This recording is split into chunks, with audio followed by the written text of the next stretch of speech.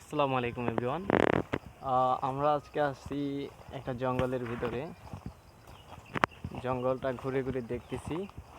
সাথে আছে বদরুজ্জামান আজাদ। কি অবস্থা, কেমন লাগতেছে? ভালো ভালো। জঙ্গলটা খুব সুন্দর।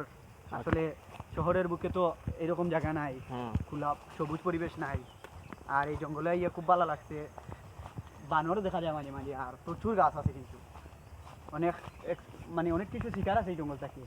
হ্যাঁ, ফলও আছে মাঝে মাঝে। আমরা ইয়া নেক্সট প্ল্যান করতে যাই মাঝে একদিন ইয়ে আমরা ফল নিই এখান থেকে। আমরা এখন দেখিয়া গেলাম যে মার্কিং করিয়া রাখলাম, পরে কোনো দিন আইয়া যদি নিতে পারি আর কি। এখন নেওয়ার সম্ভাবনা আছিল, নিতাম পারতাম, কিন্তু পাগল একটা বেড়া লাগাই দিছে কেন যে পাগল একটা আছে।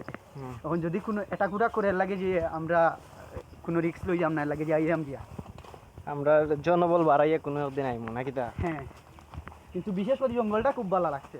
এই শিবা শিবা পথ এগুলো কিন্তু গ্রামও আঠি, গ্রামও সবসময় মিলত, কিন্তু শহরে তো এরকম কোনো ইয়ে নাই, প্লেস নাই।